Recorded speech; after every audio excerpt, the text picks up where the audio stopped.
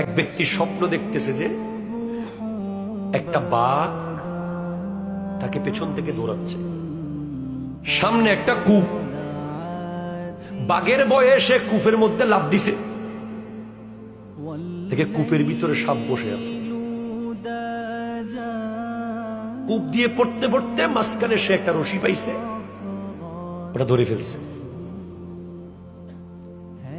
রশি পাওয়ার পর ওই রশি যেখানে ধরছে ঠিক সেই জায়গায় দেখে একটা মৌমাছির বাসা, মধু আর মধু।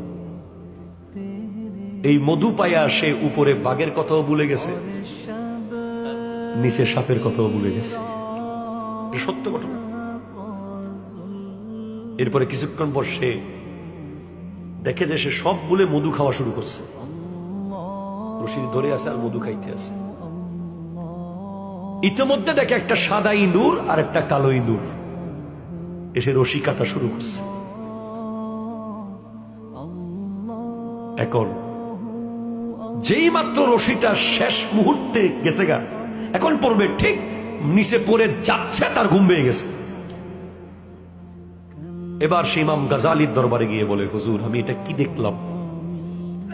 ইমাম গাজালি যিনি ৫ম শতাব্দীর মুজাদ্দিদ, যার বই পড়ে পড়ে এখনো আমেরিকা ইউরোপে মানুষ মুসলমান হয়, বিশ্ববিখ্যাত দার্শনিক, মুসলিম মুসলমানদের গৌরব ইমাম গাজালি বলে, উপরে যে বাঘটা তোমাকে দৌড়াচ্ছিল সে ছিল আজরাইল আলাইহিস সালাম, আর কূপটা ছিল তোমার কবর, নিচে সাপগুলো তোমার কবরের আযাব, আর রশিটা ছিল তোমার হায়াত, মৌমাছির বাসা ছিল দুনিয়া। তুমি মধুর বাসা দেখে মানে দুনিয়ার পেয়ে তুমি উপরে বাঘের কথা তথা আজরাইল আলাইহিস সালামের কথাও ভুলে গেছো, নিচে সাপ তথা কবরের কথাও ভুলে গেছো। হুজুর সাদা ইঁদুর আর কালো ইঁদুর গুলো কি ছিল? সাদা ইঁদুর দিন, কালো ইঁদুর রাত। রাত দিন রাত দিন করে তোমার হায়াত চলে যাচ্ছে। যেই মাত্র তুমি মারা যাবে